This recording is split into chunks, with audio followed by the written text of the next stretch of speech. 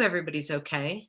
It has been a wild couple of weeks, a wild couple of months. Everybody, I hope you're staying safe and staying sane and all the things. We are all in this together. I'm super excited to be joined by TaChelle Lawson, and we are going to dig in and talk about the topic of brand and diversity and inclusion. TaChelle, I'll let you introduce yourself. I never do folks justice. So tell us about yourself and let's dig in. Yes, thank you so much for having me. My name is TaChelle Lawson. I am the president of Fig Brand Strategy Firm. I am a proud Las Vegas native, and I love everything brand. That's my world. And then I also am just incredibly passionate about diversity and inclusion, particularly inclusion. Diversity is something we can't get around, right? I'm going to walk out my door and I'm going to encounter someone Asian, someone Hispanic, someone disabled, like white, right? Like that's a fact. We can't get around that. Inclusion is something entirely different, right? Inclusion is a choice. So you are either choosing to include or you are choosing to exclude, right? And so really strong brands understand the power of inclusion and they make it a part of their brand strategy. And that is what I want to talk about with you today. Yeah. So you and I met, actually, we're both certified women-owned businesses, and we met in conversation, and we quickly started chatting about a lot of the sort of performative stuff that's been happening by brands and by individuals around diversity and inclusion. Starting, I think this year, there have been so many opportunities to watch that sort of slow moving train wreck happen. When you like some of them you can just see and it's like, oh no, don't say that. There are receipts being and so let's being documented. Yes. yeah. So let's talk about brand and inclusion. And let's start at the sort of the big picture. What does that even mean when we're talking about brand and inclusion, and what does that look like? So it's such a broad topic, right? When you start talking about inclusion, but when you start to really narrow it down, it starts with your core values. It really is. It just starts there.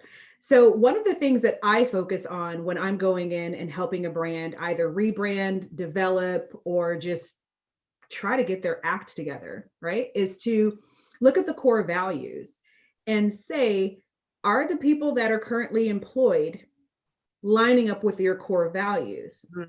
Because I feel like what happens is, and I've actually had this conversation many times, is if I pulled your employee roster, right, from an average company, if I pulled your roster, most of them are going to satisfy the diversity need, right?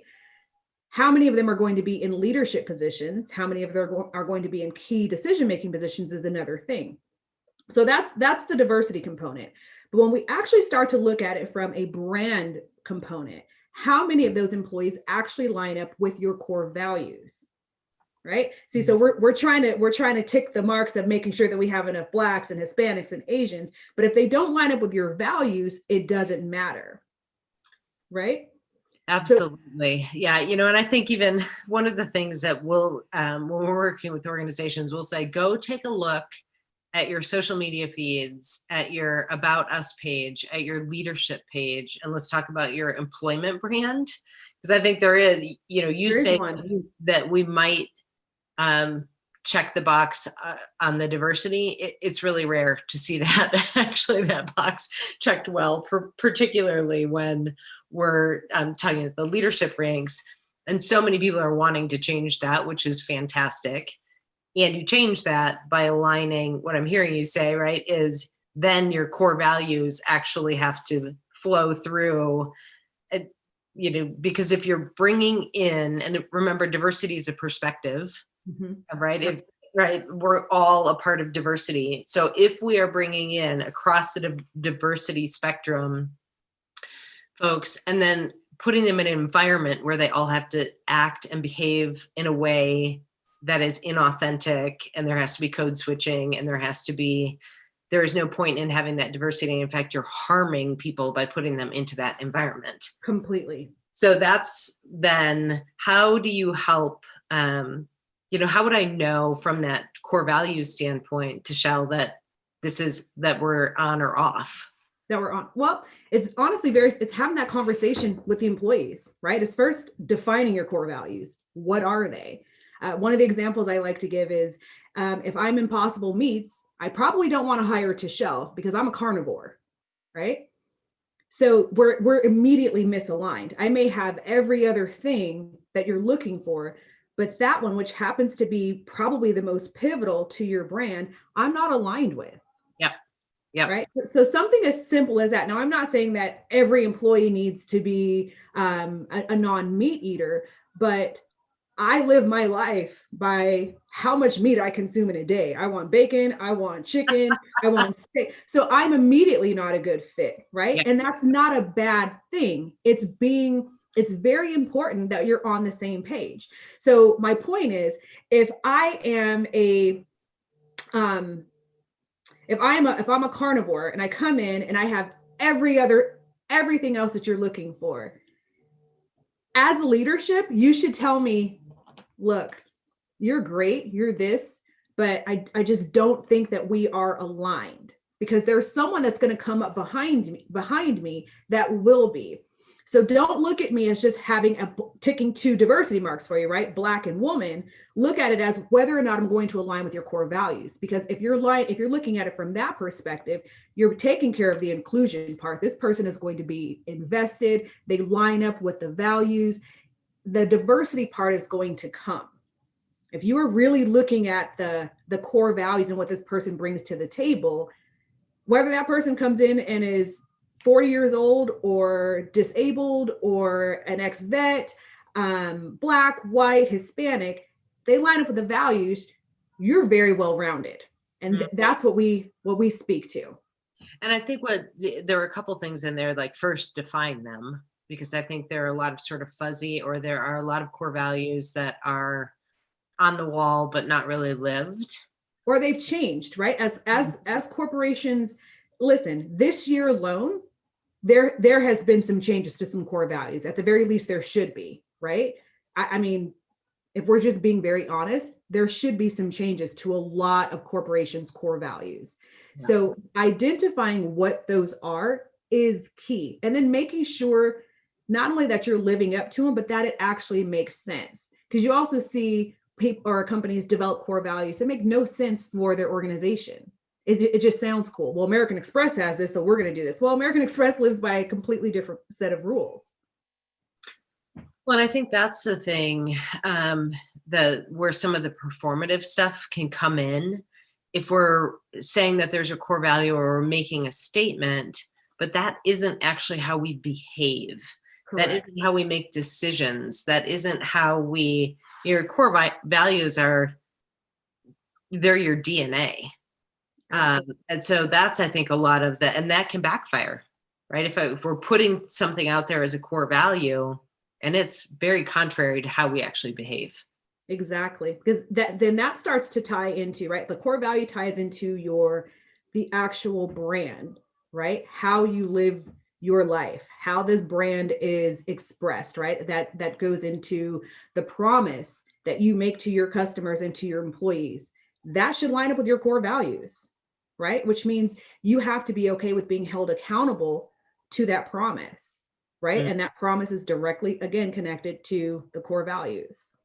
It has to speak to the personality of the brand. The core value should determine the voice, the personality. So the core values are really at the very center. And again, if we're looking at those values as the core, right? Like as the actual center of the brand, then the diversity part is going to take care of itself. And then you've created a brand that is rich in inclusion, right? Because this group gets it, they're invested, right? And you understand that they understand the mission, right? The goals, what we're going after. It's a beautiful thing and it's very, very few teams that I've worked with are that like dialed in as far as like completely lined up with the values. They understand the promise that they're making publicly, right? Like when we, we see these big corporations that are coming out making these statements, I cringe. There are a couple that seem to be doing it right. And I know who I think they are. I would love to hear your expertise on this, that their brand promise and their core values, and they're living it, and it's all lined up. Can you give us an example so that people can say, oh, I can see what that feels like? I would say my favorite right now, and this is probably because it's one of my all-time favorite brands, which is Disney, right? And it's not because I'm a Disney princess girl. It's Disney's promise, right, is to the imagination, Mm, right? So basically, just being a kid at heart. Like, of course, now that I'm talking about it, like their value that I speak all the time is escaping me, but that is at the core of who they are. That is what they hire to. I also find Disney to be incredibly impressive because they owned up to the areas that they were very weak in when it came to diversity, right? yep. And I think that that's very powerful.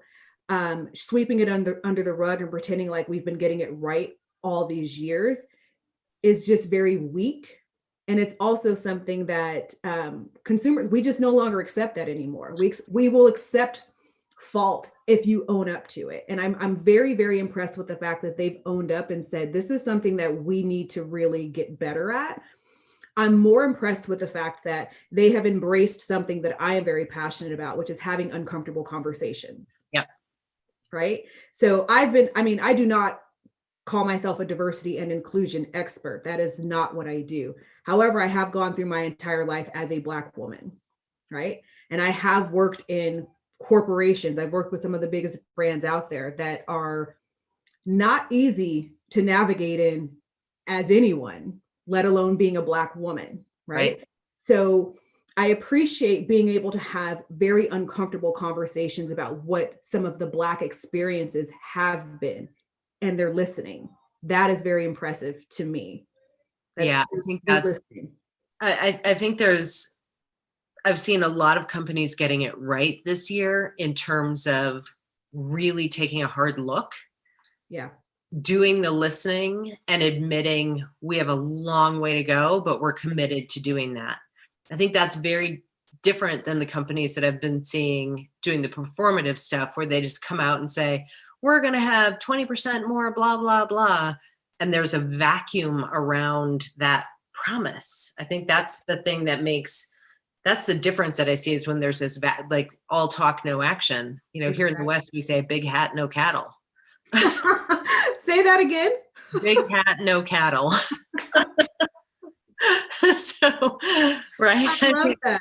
And Yeah. you're absolutely right. And so that's why I say I cringe, right? Because you can tell the difference in the companies that are committed, right? They're saying, listen, we knew that there was something off. We didn't know it was this bad. Let's commit to the work, right?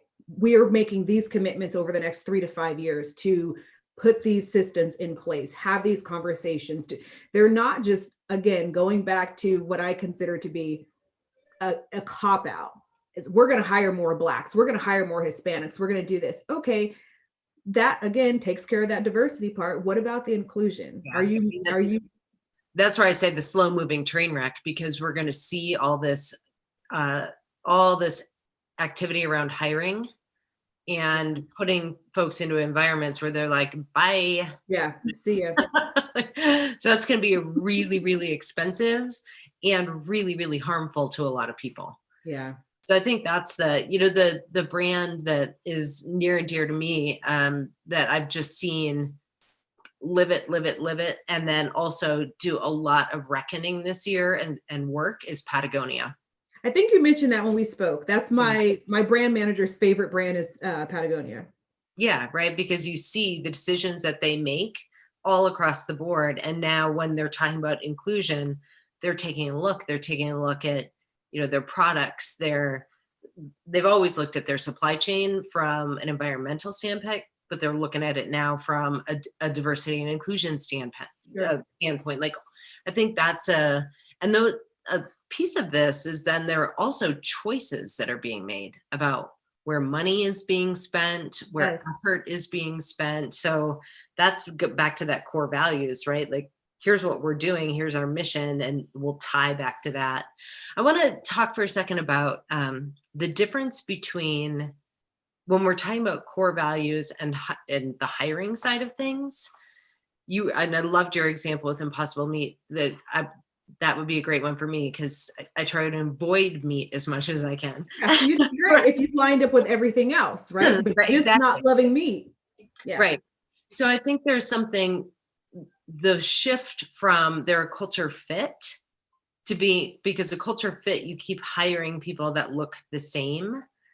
So you're to a culture add. And so I think it's taking those core values and mission and making sure that there's both the broad, it doesn't mean we're all going to act and look and behave the same way. No, not at all. I could not be more against that mindset. If my life depended, I could not be more against it. And so that's what I think the beauty is if you're actually looking for the diversity, right? Like let's dial that in a little bit more. The core values is the basis, right? But if 10 people come in just like Mo, you don't need to hire all 10, right? So if TaChelle comes in, and let's pretend for this argument's sake, I don't eat meat. I do, but let's pretend I don't eat meat. Look, I'm a steak and red wine girl, steak and bourbon. That's my life. Should have married a cowboy, darn it. But my thought is, so if I come in and I'm not a meat eater, right? We're probably set to be a pretty kick-ass team, because just in this conversation, our personalities are polar opposite, but we're lined up on those values. And that is the power, right? It's the values that sets the tone, but we don't need a bunch of mini-me's, right? Like that's very weak, right? You want the diversity in mindset, you want diversity in experience, you want diversity in culture. All of those things will take care of themselves. That does not mean that all of the core values, right, because we come from different backgrounds, doesn't mean that we can't align on the core values of the company. Yeah, excellent. Give me 1, 2, 3 things. So start with the core values. Other things that I can do as a brand, and even as an individual in my own brand, around inclusion.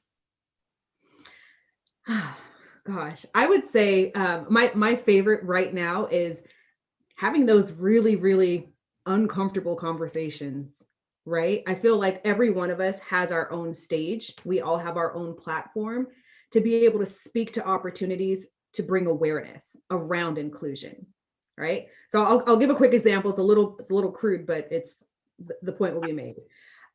So about a year and a half ago, I started wearing my faux locks, my long locks.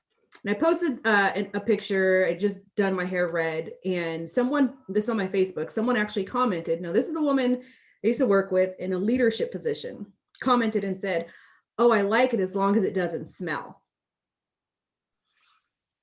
And I said, "What is she talking about? Like, that was weird, right?" So some of the comments that came in were pretty aggressive. I DM'd her and said, "Have you ever been around someone with dreadlocks?" And she said, "No." I said, "So let me ask you this. Can I assume that you smell because you're about 60 pounds overweight?" She was incredibly offended. I said, you understand my point. I've also heard that people that are overweight smell. So if you've heard, right, that people with dreadlocks smell, and I've heard this, we're both just going around with false truths, spreading a bunch of this nonsense, right? So be mindful that words actually wound. Oh, they have the power to bring us together or rip us apart. Right? And so that to me was an opportunity for me to say, yeah, no, that is not acceptable. Here's an opportunity for you to also learn something. Be mindful of what you're saying. You lead teams, which led me to believe, oh my God, I hope no one on her team has like hair like mine. Right. It's interesting that just today, I was just in another conversation where we were talking about Black women and hair and the microaggressions around that. was in a conversation yesterday around gender identity and gender neutral pronouns, right? And all of that was around language and actions. And there's so much in this where a flip the script is such a powerful thing to do. Would you say that? Would you do that to a somebody that's in the dominant group, right? Or like another coworker or somebody that like flipping that script, like, would you say that to Bill about his hair? Right. Right. Or about his, bald head, or, like that flip the script is so powerful, and the willingness to go there. Right. And have that conversation, because inclusion is, folks that are a part of this series know, inclusion is messy and it's hard. If everything feels really easy, people are stuffing some stuff down, and because we're never going to get it right all the time. We're going to make mistakes. We're going to say things. We're going to do things. And it's the trajectory of positive change, and all of us staying curious and engaged and willing to go there, and not willing to just leave that comment out there. No, absolutely not. And the thing was, and it was very important to me, like, this is not coming from a place of malice. I honestly don't think about your weight or what you eat or anything. But when you make statements like that, right? Like, it leaves it open for anyone to make a statement about something that is just, first of all, unnecessary. Or to start believing that, right? Or to believe that truth. Sure. Yeah. Which is probably even worse, especially considering she never even been around anyone with this hairstyle. But so I think that the uncomfortable conversations is probably my absolute favorite right now. Yeah. Because I think it has the most power to drive real awareness, right? Like, I've told I don't know why I got so tripped up. Three espressos today. Coffee and meat. So I've had a couple of conversations around what it looks like to have those conversations, right? Because like you said, they're not always comfortable. And I like to compare it to women who do uncomfortable things on a regular basis, right? Like, we do things to ourselves all the time: tweezing, waxing, plucking, Spanx, high heels. Like, we put ourselves in uncomfortable situations every single day. Having an uncomfortable conversation will run in the other direction, like in those high heels, in the Spanx, it would like will run. And I'm saying embrace it, because that has so much power. Do we really want to go through another 20, 40, 50 years like the last? I would hope not. And it only changes by us getting uncomfortable, having those conversations, and knowing that it's done out of love, right? Like, I believe in tough love, but it's still love. Yeah, I think when we think about, if what we're trying to do is see each other's humanity, move forward, get better, there's something that that gives me hope right now, and that is I'm seeing more white women being willing to give up the privilege of comfort, because comfort is a privilege. It most certainly is. Right. And so engaging in these conversations and not putting it on the people from underrepresented groups to be the ones that are starting those uncomfortable conversations or engaging, right? And to lean into it versus run away from it. Yeah. No, well, very well stated, Mo. Very well stated. All right. Leave me with one last truth bomb around inclusion and brand. Oh. I'm going to have to go with my favorite, right? And that is to remember, inclusion is a choice. Yeah. Right? It is a choice. You are either choosing to make someone feel included or to exclude them. There is no in between. It is one or the other, right? So be mindful of your actions, and be mindful of how segregated and how isolated some groups actually feel, or just labeling of someone. I can't tell you how many times I've been labeled angry simply for calling behavior out, right? I'm sure I don't have to tell you, because just being a woman, you get called a bitch, or for being to the point, right? I get called angry. Right. But the reality is, I had this conversation. Yeah, we did, right? Like, you get to be a bitch and I get to be angry. Right. Either way, it's not okay. right? For us to be labeled for speaking up on something that we feel is the right thing, especially when you're doing it on, or doing it in the best interest of a company. You're doing it in the best interest of a brand, right? You're doing it in the best interest of your teammates, of colleagues, or just in humanity. Like we all have a responsibility to be our absolute best, right? And so inclusion is something that we need to be very, very mindful of, and know that we are choosing to make someone feel excluded. I love that. Inclusion is a choice. Anchor to brands. Have those tough conversations. So many fabulous truth bombs that you drop, TaChelle. I Thank you. appreciate you joining. Y'all, if you're not following her on social media, do that. She and I just connected a couple months ago, and already I'm just learning and getting so much great stuff from you. So really appreciate it. And we will see everybody next week. Continue getting out there, choosing inclusion, and do the next right thing. Bye Yes. all. Thank you so much, Mel.